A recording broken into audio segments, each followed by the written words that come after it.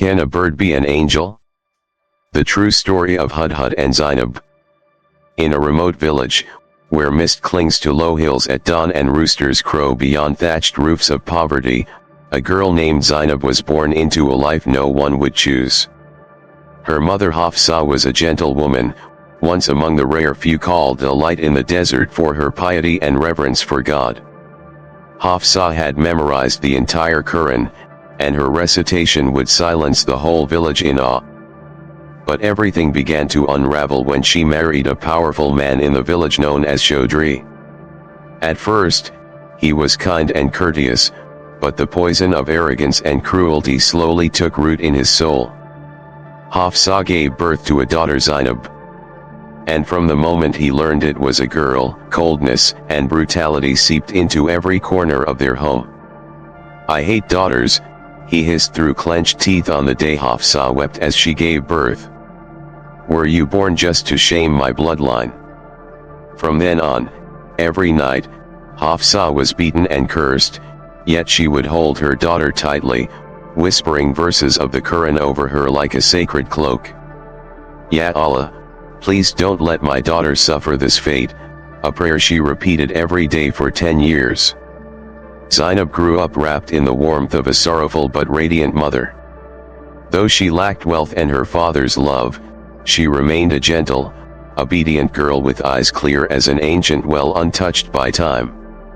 Until one fateful day, her mother gave birth again, this time to a beautiful baby girl she named Haya, meaning purity.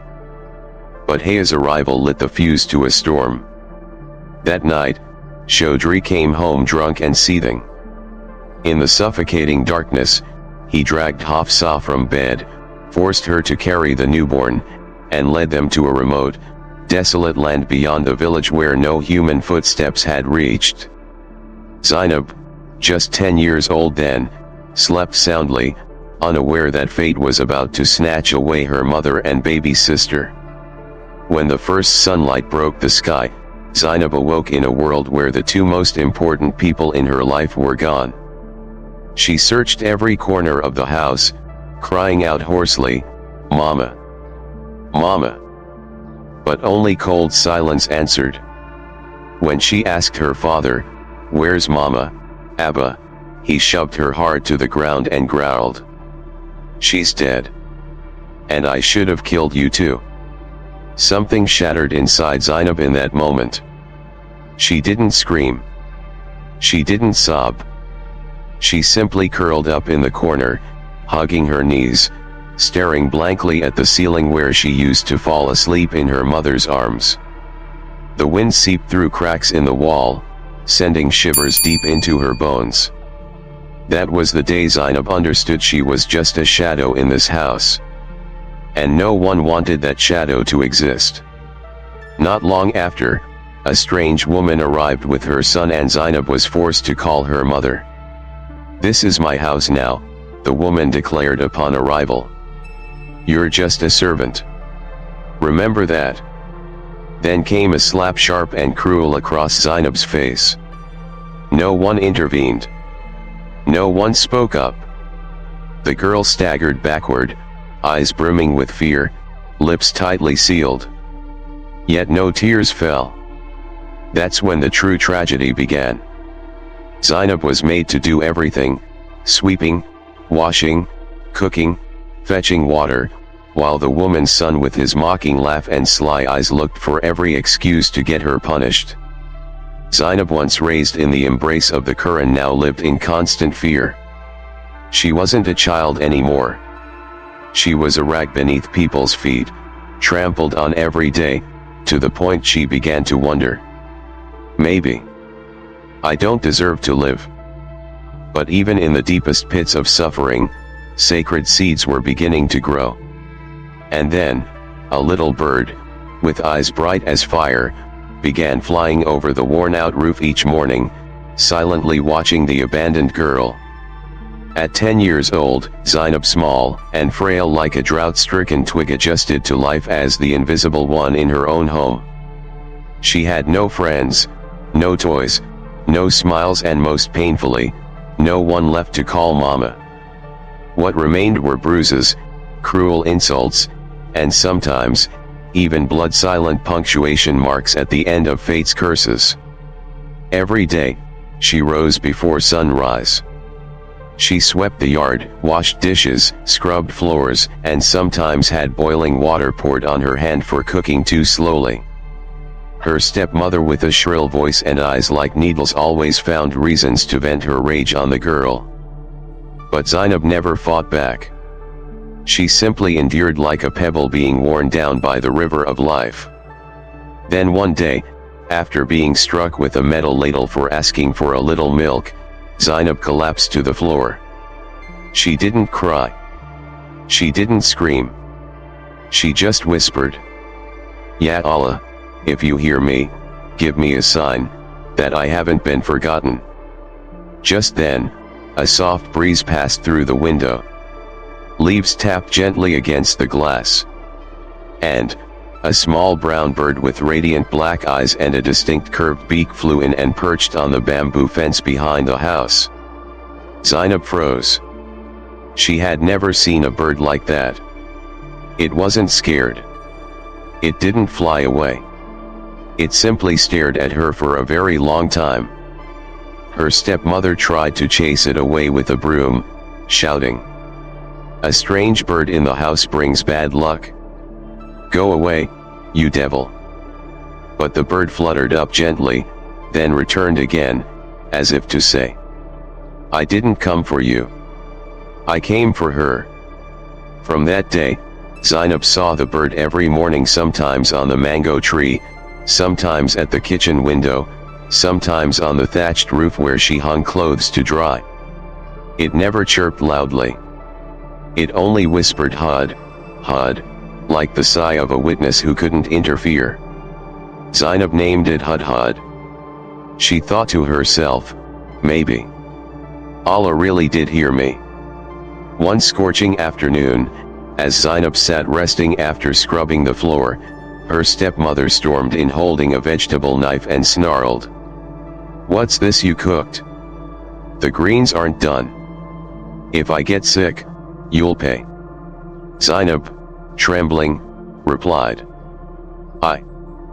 I thought it was cooked enough, mother." That single sentence was enough for the knife to graze her arm. Blood spilled. She collapsed to the floor. Her stepmother scoffed, "Next time, let the knife speak for you." That night, Zainab curled up in the kitchen corner, arm wrapped in a blood-stained cloth, tears soaking her pillow in silence. Outside, Hudhud perched quietly on the roof, not flying away. Zainab whispered, "Hudhud, if you understand me, tell me, am I really that bad? Why does mother hate me so much? Why does father wish I was never born?" The bird tilted its head, then suddenly cried out, "Hud, Hud," not like a bird, but like a distant echo carrying sorrow and hope. The next morning, her stepmother went to the market, leaving Zainab alone at home. While washing clothes near the backyard basin, Hudhud landed right on her shoulder. Zainab laughed her first laugh in months. "Hey there," she whispered. "You're not afraid of me? Don't you know I'm the most hated girl in this house?" Hudhud chirped gently. Then, something miraculous happened. It began picking up the wet clothes, flying to the clothesline to help her hang them. Those tiny wings, each flap so seemingly insignificant, were doing what no human ever did, helping a forsaken child. Zainab stared in awe. Something stirred inside her, a tiny seed of belief had started to bloom. And in that moment Zainab looked up at the sky, tears brimming in her eyes, and whispered, "If you truly exist, then today, I know you're still watching me." Hudhud, no longer just a bird, had become her friend, her witness, her little angel among a cruel world. And even though she didn't yet know what the future held, Zainab was no longer completely alone. Zainab began to believe that even though she was small and unloved, a miracle still lived beside her, the bird Hudhud. It came every day, helping her carry water, hang clothes, sweep leaves in the yard, and whenever her eyes began to dim from exhaustion, Hudhud would gently perch on her shoulder, nudge its head against hers, as if whispering, "Don't give up. I'm here." But while that tiny miracle quietly bloomed, the hellfire within her stepmother burned hotter than ever. She began to feel jealous of that faint light, something she would never understand. How could a child so battered still survive?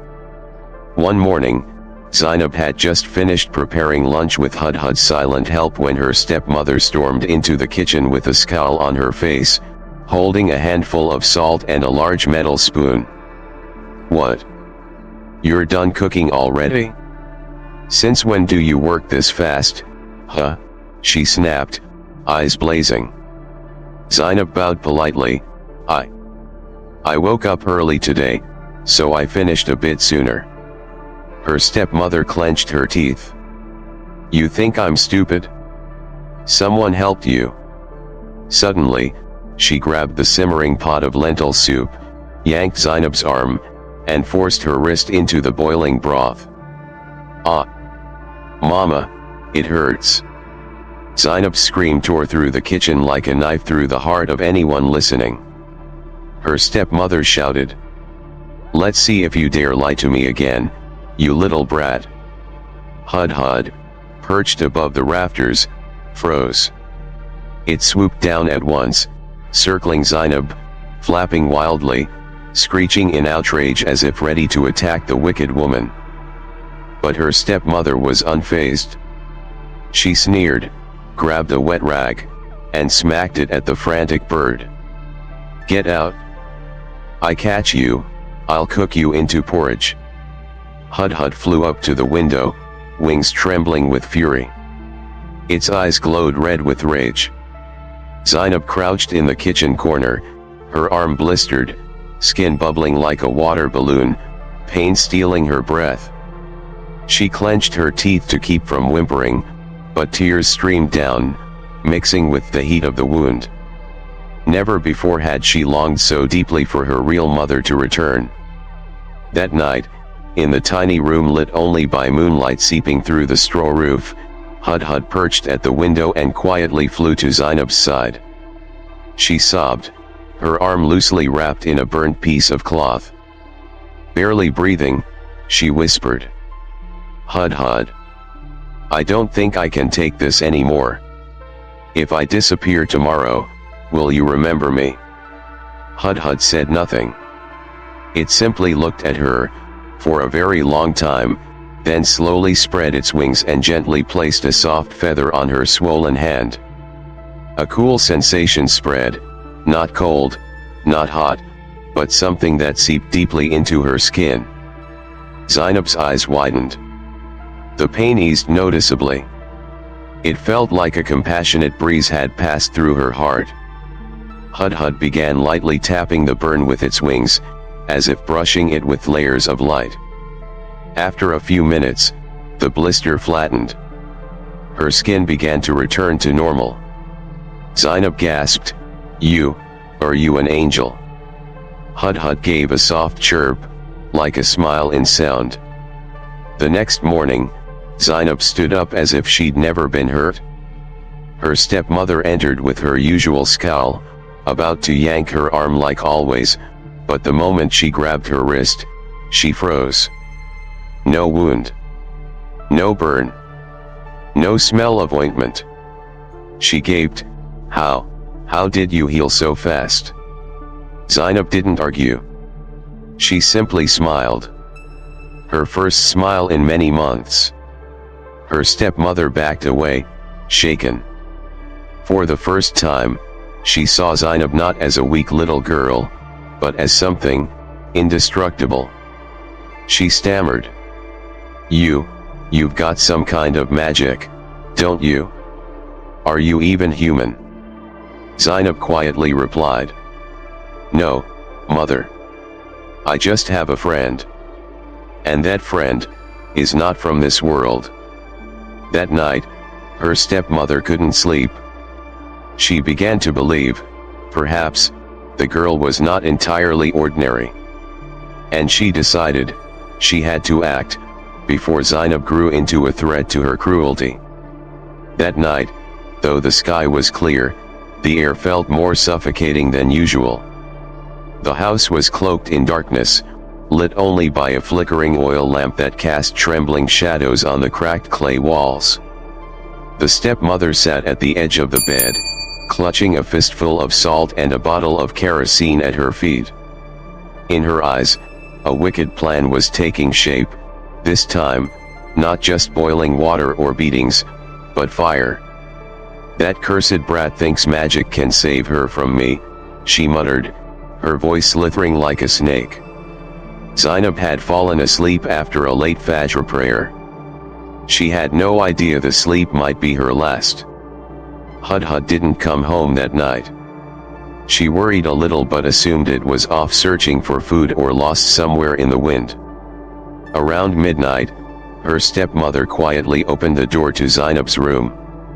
The small room was swallowed in shadow. The girl was curled up under a thin blanket, her face peaceful like an angel in sleep.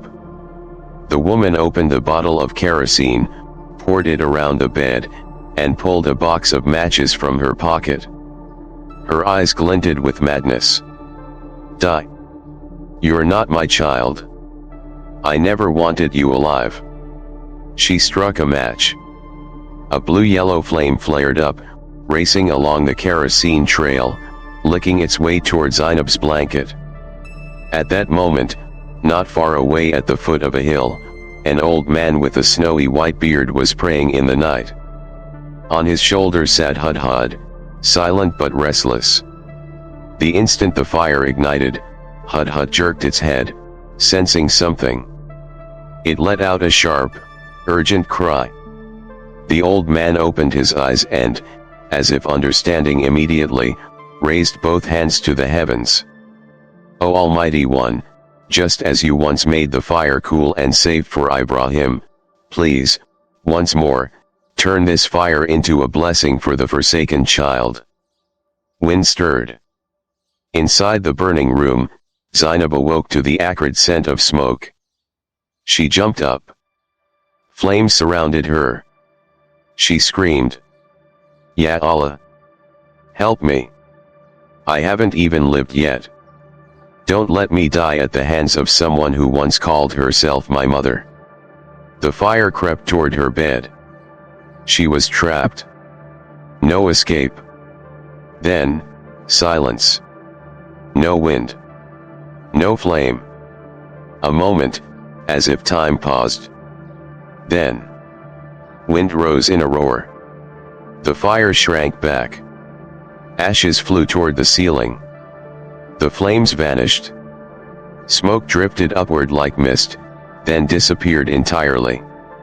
Zainab remained there, untouched.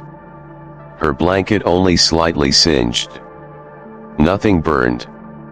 Not a single scratch. Not a whiff of smoke in her hair or clothes. She gasped for breath, tears welling. Trembling, she looked at her hands, then up. Hudhud. It had landed on the windowsill. Its eyes gleamed like twin jewels. It didn't chirp. It only gazed at her, giving a gentle nod, as if a sign from above. "You have been heard. You have been protected." Her stepmother stood in the yard, jaw agape. She had expected screams, the smell of burning flesh, or the glow of fire through the cracks. But all she heard was silence. She ran inside. The door flung open. The room had never burned. The bed was intact. Zainab sat there, calm and still, eyes steady and unafraid. Her stepmother stammered, You're not human. You're a monster. You're Dash." Zainab smiled. "No. I'm just a child with faith. And faith cannot be burned by earthly fire." Hudhud flapped its wings, circling the room. Moonlight poured through the window, casting its feathers in a glow that shimmered like threads of light from the heavens. Zainab bowed her head, tears falling. Ya Allah, I have nothing left. But if you are still with me, I won't be afraid anymore. From that night on, her stepmother no longer dared to lay a finger on her. She didn't understand why the fire didn't burn. But she knew, something, or someone, was protecting this girl. Still, she swore, if I can't burn her, I'll kill her with my own hands. Evil, when unpunished, only grows quiet. It never disappears. Zainab kept living. But something in her heart had changed. She was no longer afraid. Because she now knew. When a small soul dares to rise with faith, even fire must bow. Since the night the fire didn't burn, the stepmother no longer punished Zainab immediately as before, but her eyes still sparked with fury every time she saw the child who had miraculously survived. Beneath that silence, a new storm was brewing. Every night, she muttered, I won't let you win, you devil pretending to be holy.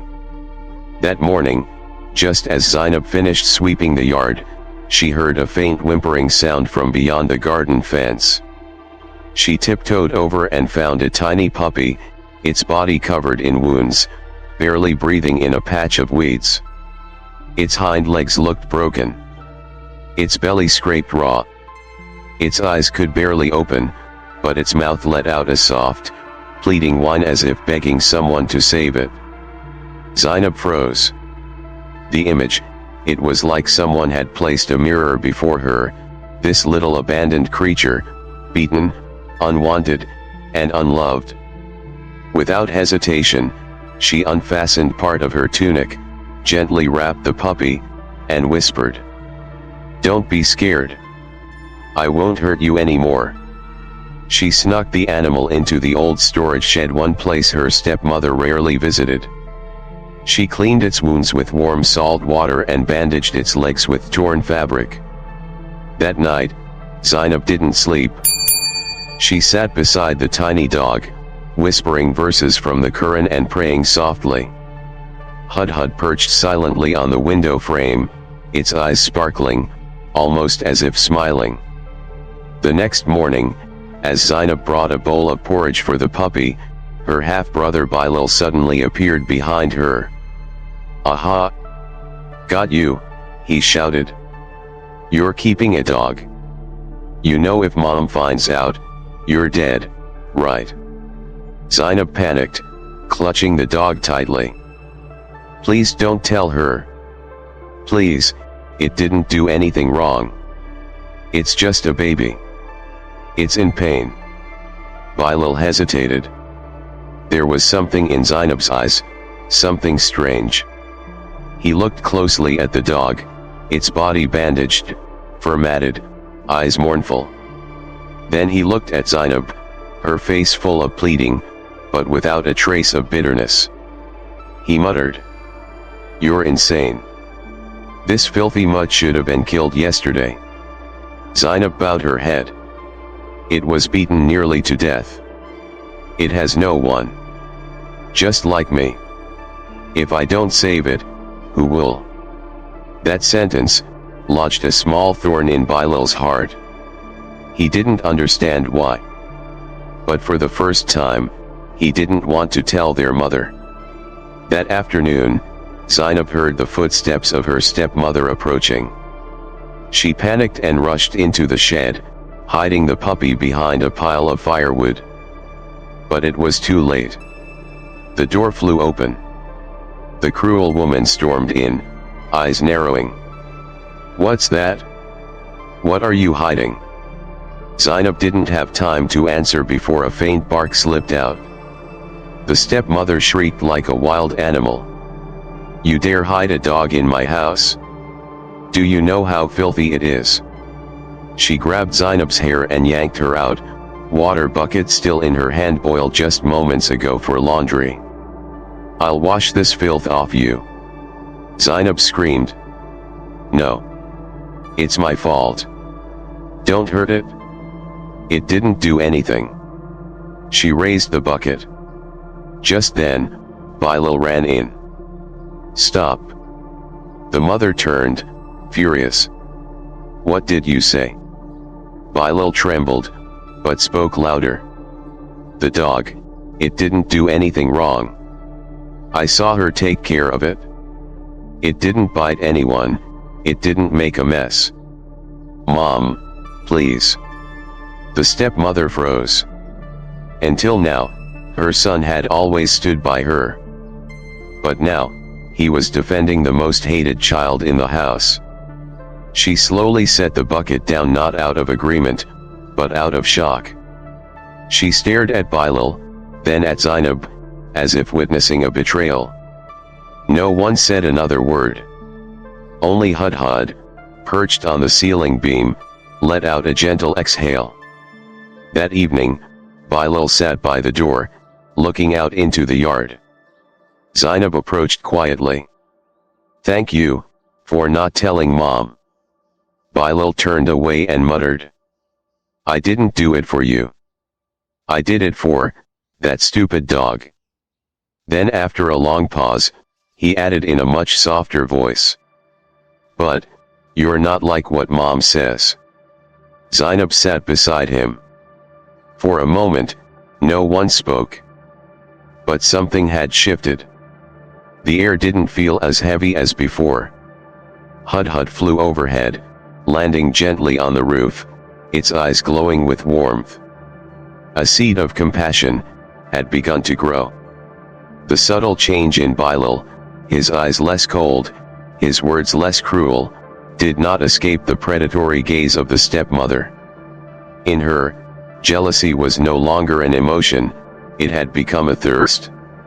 A thirst fueled by hatred for a child who dared to survive, dared to smile, and worst of all, dared to stir her son's heart.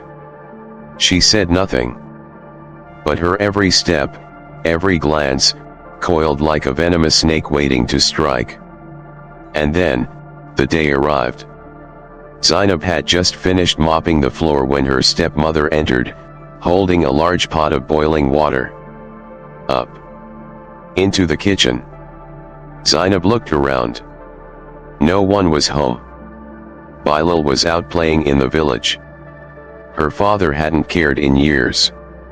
She stepped into the kitchen, the smell of scorched water stinging her eyes.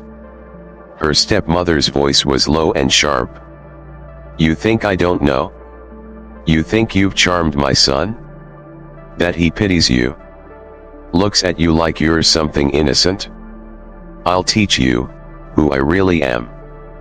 Before Zainab could respond, the woman yanked her arm and shoved her into the kitchen corner. She bolted the door shut from the outside. Sit there. Then she placed the pot on the fire, muttering to herself. Two-faced little snake. You're a weed in my house. I'll tear you out by the roots. Zainab trembled. Mother, please. I didn't do anything. I didn't tell Bilal anything. I just want to live. Silence, the woman roared. You exist only to ruin this house.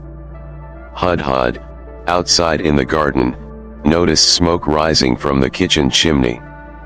It heard Zainab's faint cries. No one else heard. But it did.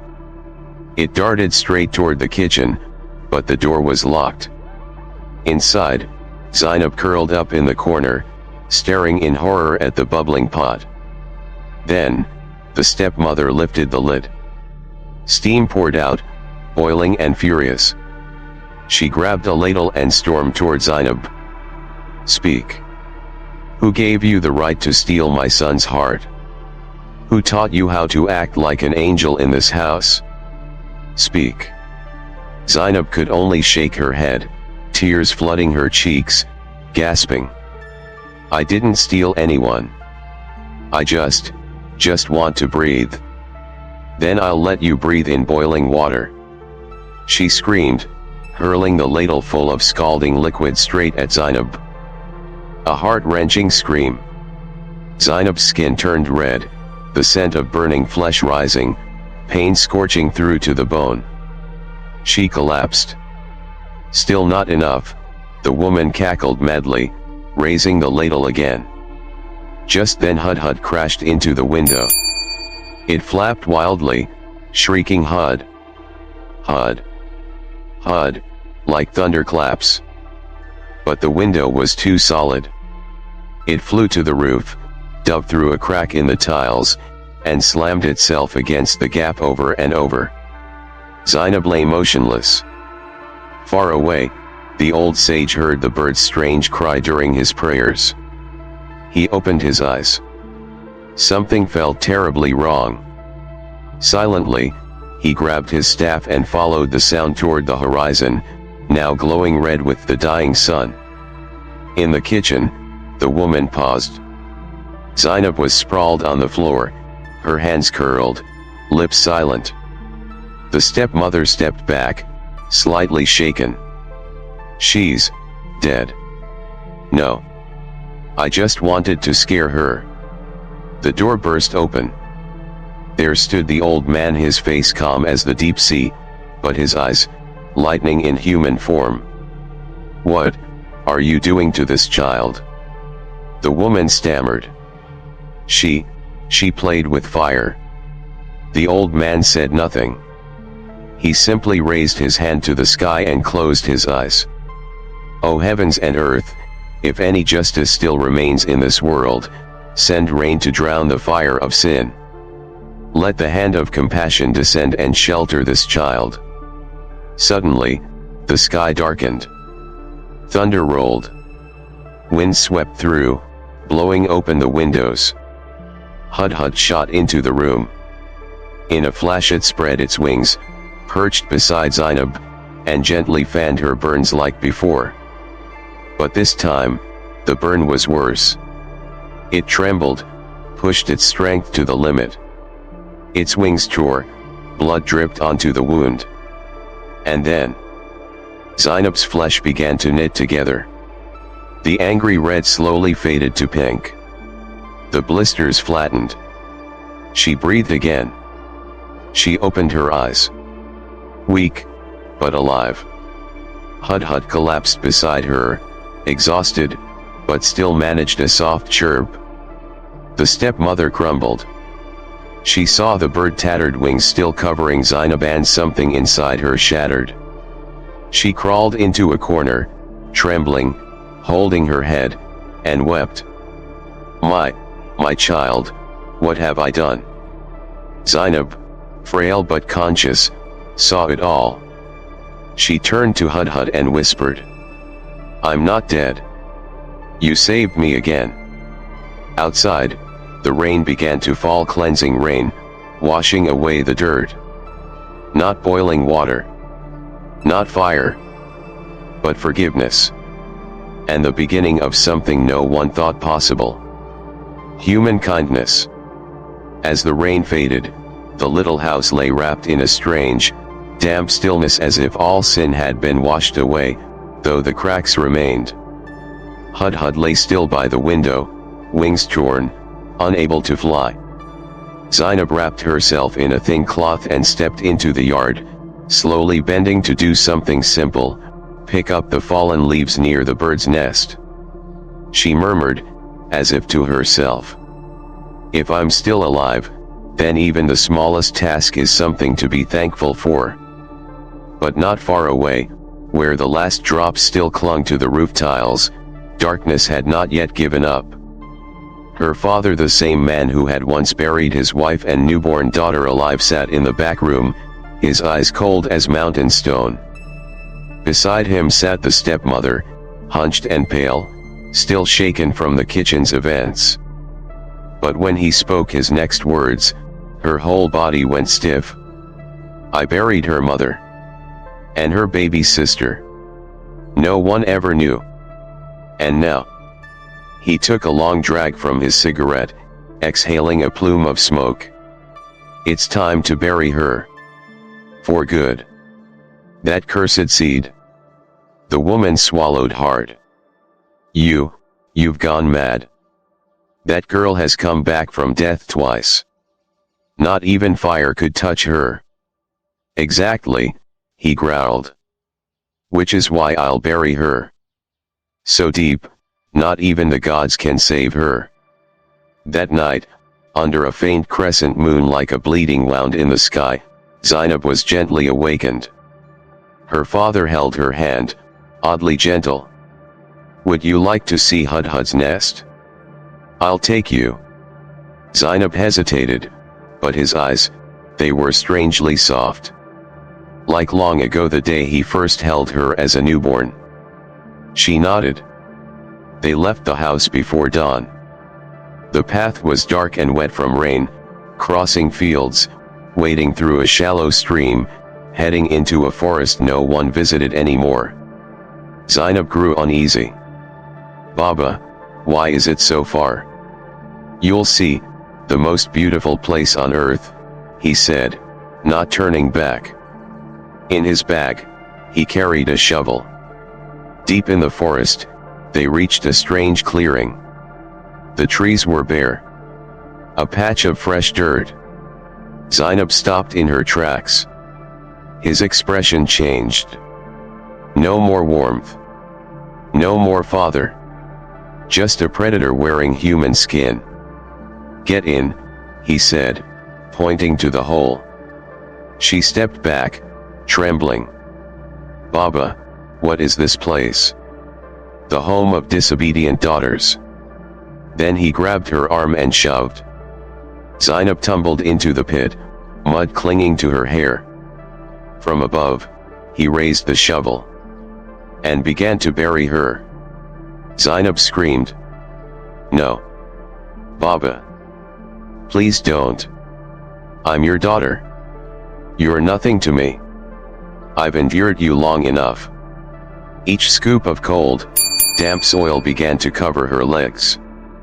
At that exact moment atop the tallest tree Hudhud opened its eyes. It staggered into flight. Its wings were not yet healed.